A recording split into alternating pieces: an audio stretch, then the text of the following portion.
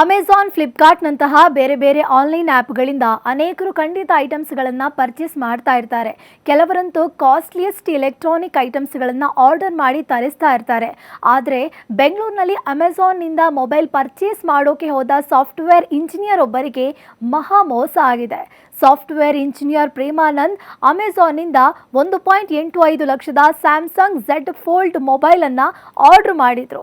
ಇದಕ್ಕಾಗಿ ಆಸೆಯಿಂದ ಕಾದಿದ್ದ ಪ್ರೇಮಾನಂದ್ ಕೈಗೆ ಆ್ಯಪ್ನಲ್ಲಿ ನಿಗದಿಯಾದ ದಿನಾಂಕದಂತೆ ಮೊಬೈಲ್ ಆರ್ಡರ್ ಡೆಲಿವರಿಯೂ ಆಗಿತ್ತು.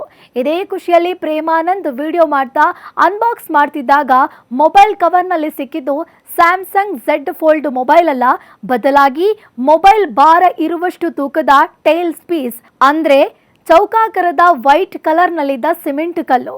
ಈಗಾಗಲೇ ಪ್ರೇಮಾನಂದ್ ಸಂಪೂರ್ಣ ಹಣ ಪಾವತಿಸಿದ್ದು ಡೆಲಿವರಿ ಸ್ಕ್ಯಾಮ್ನಿಂದ ಕಂಪ್ಲೀಟ್ ಆಗಿ ಅಪ್ಸೆಟ್ ಆಗಿದ್ದಾರೆ. ಡೆಲಿವರಿ ಬಾಯ್ಗೆ ಕರೆ ಮಾಡಿದ್ರೆ ಆತ ರೆಸ್ಪಾನ್ಸ್ ಮಾಡ್ತಿಲ್ಲ.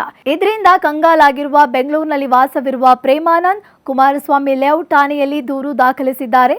ಸೊ ಆನ್ಲೈನ್ನಿಂದ ಐಟಮ್ಸ್ನ ಪರ್ಚೇಸ್ ಮಾಡುವಾಗ ಬಿ ಕೇರ್ಫುಲ್.